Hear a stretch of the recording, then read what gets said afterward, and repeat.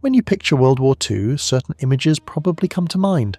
Soldiers storming beaches, tanks rolling across European plains, fighter pilots engaging in aerial combat thousands of feet above the earth. But there's something missing from that picture. Something that history textbooks often overlook. Women weren't just on the sidelines during the greatest conflict of the 20th century. They were in the thick of it, facing down one of history's most formidable military machines with courage that would make hardened soldiers pause. Today we're diving into the stories of 5 women who struck fear into the hearts of Nazi Germany.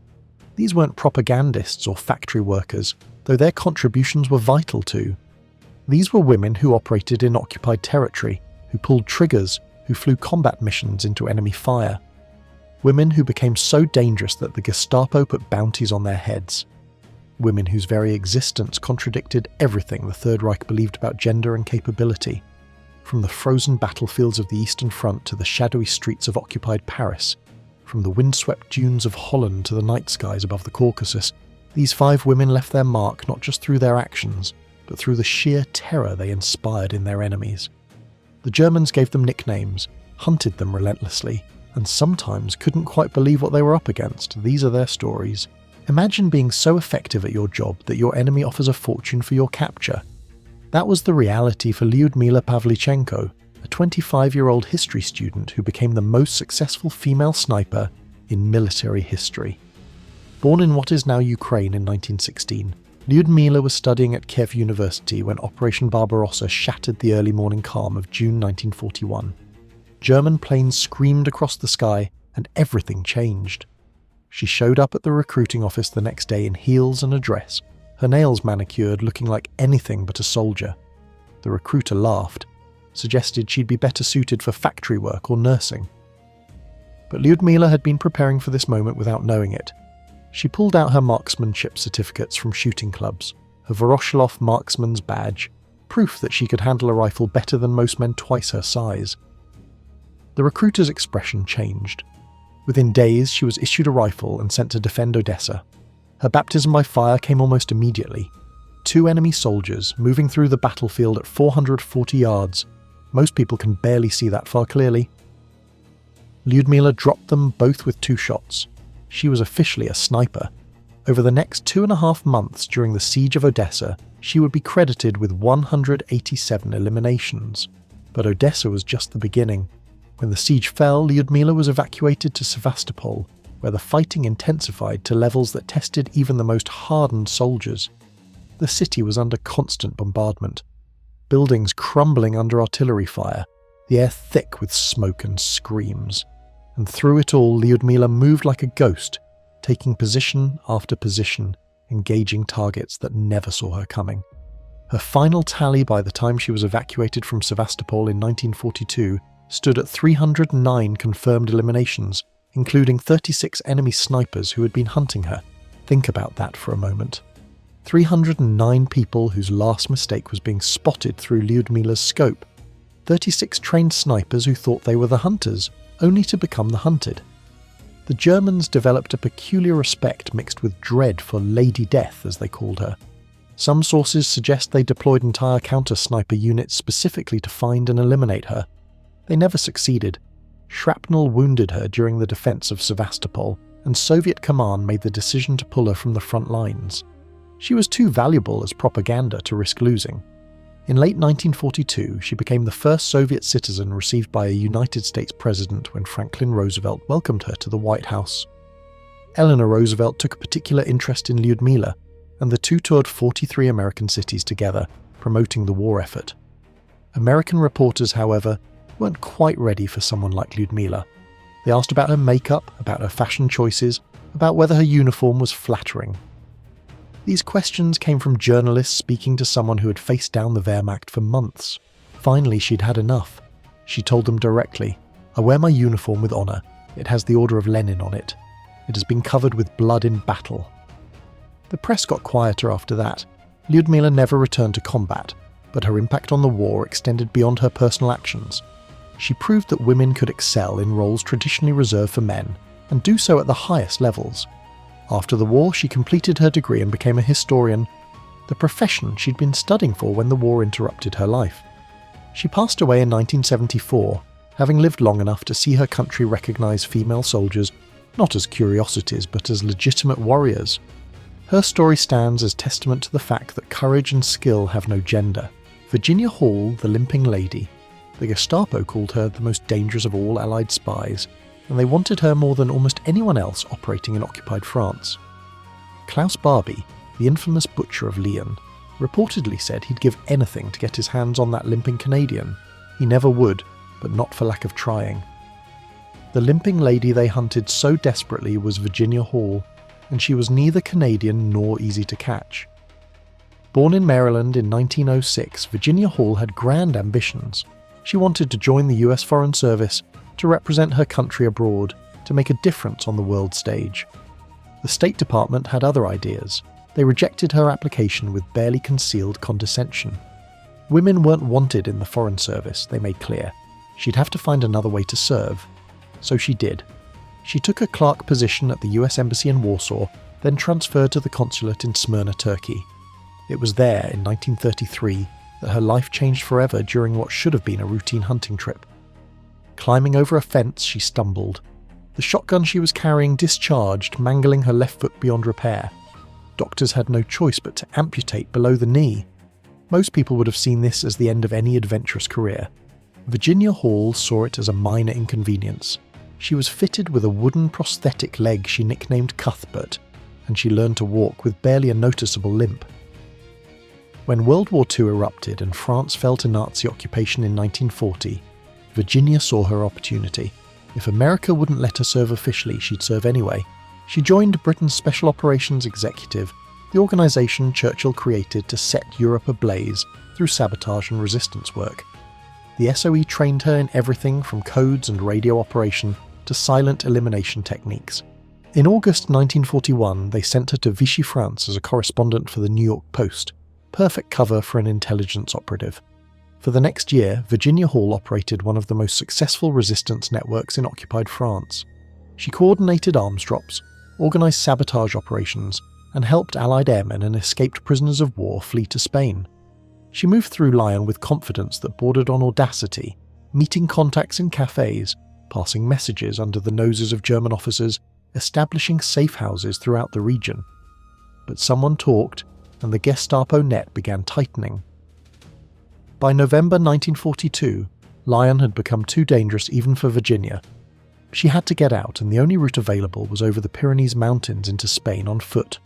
With Cuthbert, in winter, the journey took days of hiking through mountain passes in freezing conditions, the wooden prosthetic causing her increasing pain with every step.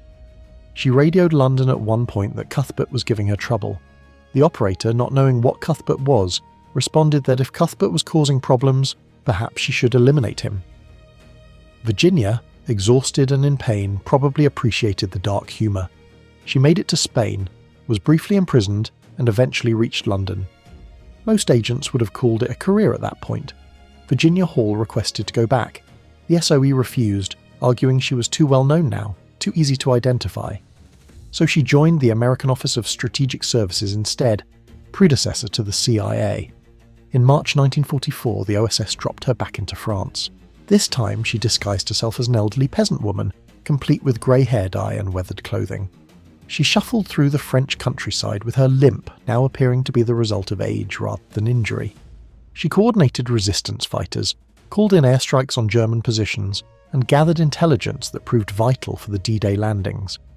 The Gestapo hunted the limping lady throughout the war, never realising the elderly peasant woman shuffling past their checkpoints was their most wanted operative. After the war, Virginia Hall received the Distinguished Service Cross, the only woman to earn the decoration during World War II. She continued working for what became the CIA until her mandatory retirement at age 60. She passed away in 1982, having spent her life in service to her country, despite that country initially rejecting her. The wooden leg that the State Department saw as a disqualification, Virginia Hall turned into legend. Nancy Wake, the White Mouse. Picture this, a wealthy socialite in 1930s Marseille, married to a French industrialist living a life of luxury and parties. Now picture that same woman 3 years later, coordinating weapons drops, leading guerrilla fighters against German forces, and earning a 5 million franc bounty on her head. That transformation belonged to Nancy Wake.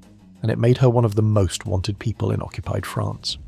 Born in New Zealand in 1912 and raised in Australia, Nancy Wake ran away from home at 16 with money inherited from an aunt. She travelled to New York, then London, where she trained as a journalist. In the 1930s, working for the Hearst newspaper empire, she witnessed something in Vienna that changed her trajectory forever. Nazi gangs beating Jewish people in the streets, their brutality casual and systematic.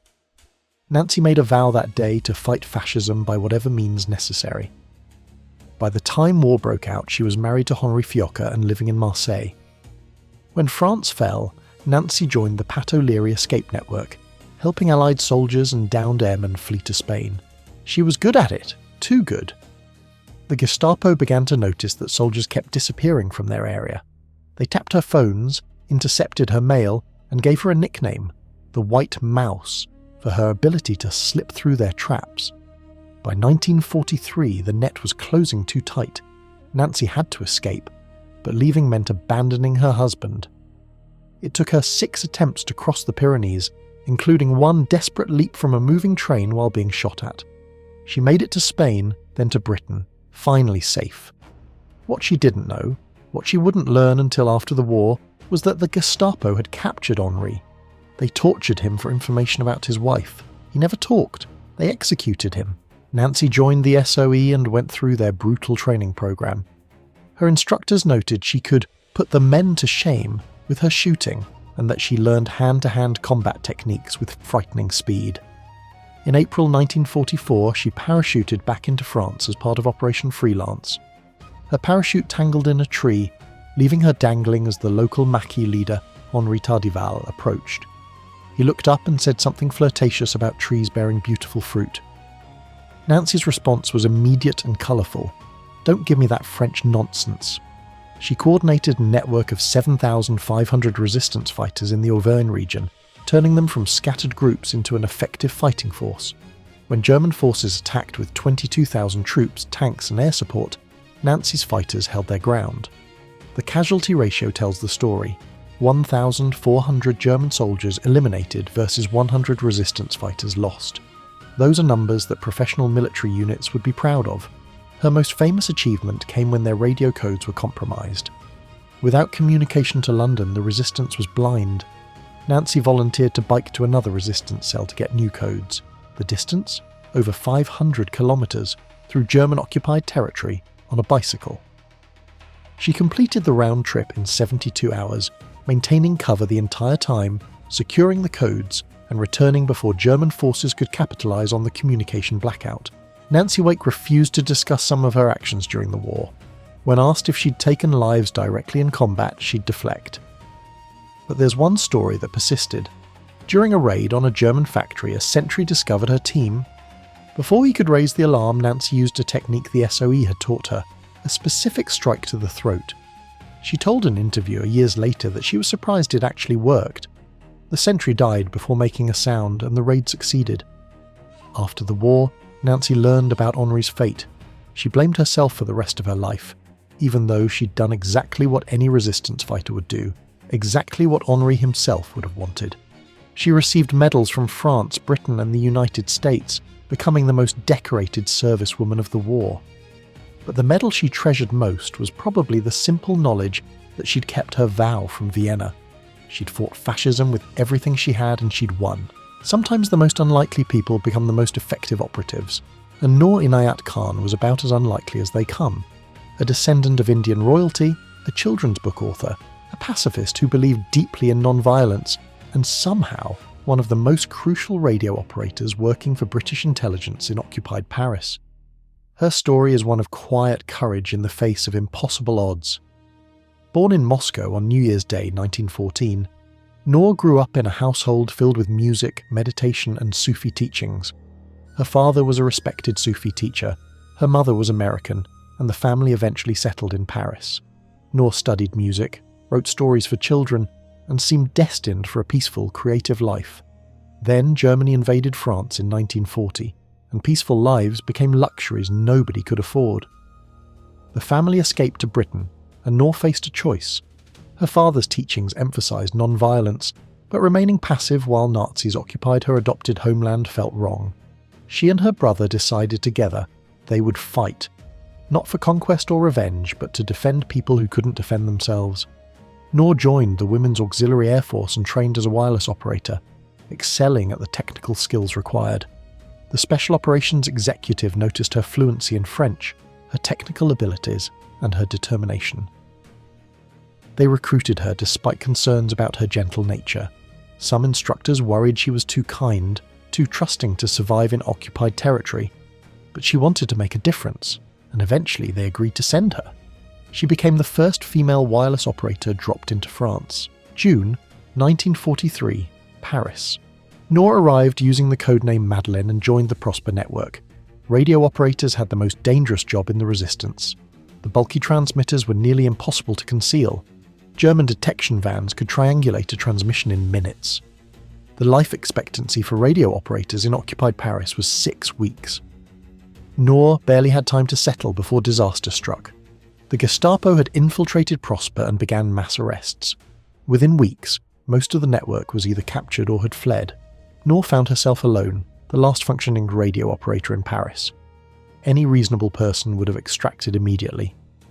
Noor stayed. For the next 3 months, she did the work of 6 radio operators single-handedly. She constantly changed her transmission locations, using friends' apartments, former schoolmates' homes, anywhere she could set up temporarily. She dyed her hair different colours, altered her appearance, and moved through Paris like a ghost. German detection vans prowled the streets, searchlights swept buildings at night, and checkpoints multiplied by the day. Noor kept transmitting. Intelligence about German movements, coordination for weapons drops, messages that helped the resistance survive. Her colleagues in London were stunned. Radio operators weren't supposed to last this long. Her transmissions were flawless, her codework impeccable, but someone betrayed her. In October 1943, probably for money, a French woman gave her location to the Gestapo. They arrested her with her codes and a transmitter, evidence that should have meant immediate execution. But the Germans wanted information. They interrogated her for weeks, trying to break her to get names and locations of other operatives. Noor gave them nothing.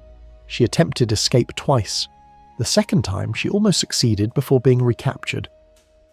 The Gestapo marked her as highly dangerous and sent her to Pforzheim prison in Germany, where she spent 10 months in solitary confinement, shackled hand and foot. On September 11th, 1944, they moved her to Dachau concentration camp. 2 days later, Noor Inayat Khan and 3 other female SOE agents were executed. According to witnesses, her last word was liberté, liberty. For someone who'd spent her life believing in non-violence, who'd written gentle stories for children, who'd studied music and meditation, Noor had found a different kind of peace. She'd stood against tyranny without compromising who she was, and she'd never broken. Britain awarded her the George Cross posthumously in 1949. France gave her the Croix de Guerre. In 2012, a memorial bust was unveiled in London, the first memorial to an Asian woman in Britain. The gentle spy who shouldn't have survived 6 weeks had lasted months, had kept resistance networks functioning when they should have collapsed, and had proved that courage comes in forms the enemy never expects. The Night Witches, death on silent wings. Picture yourself as a German soldier on the Eastern Front in 1943. You've survived brutal combat, witnessed horrors that will haunt you forever, and now you're trying to get a few hours of sleep before another day of fighting. Then you hear it, a soft whooshing sound like wind through canvas. You think it's nothing.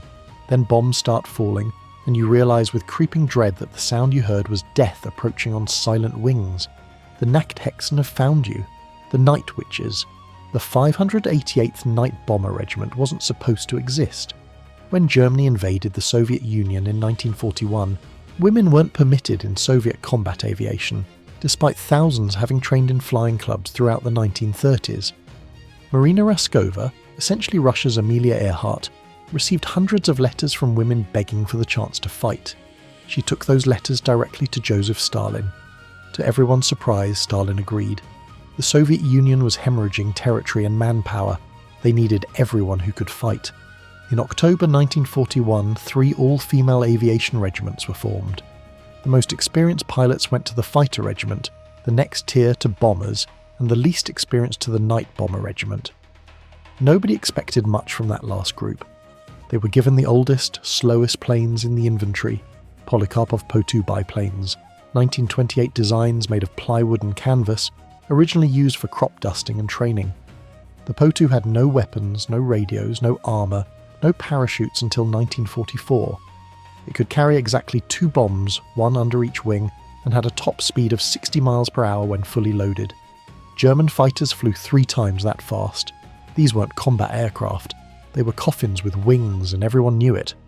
The women of the 588 called them that sometimes, dark humour keeping them sane. But those obsolete trainers had one advantage nobody anticipated. They were so slow that German fighters couldn't engage them effectively. Trying to shoot down a Po-2 was like trying to swat a butterfly with a sword.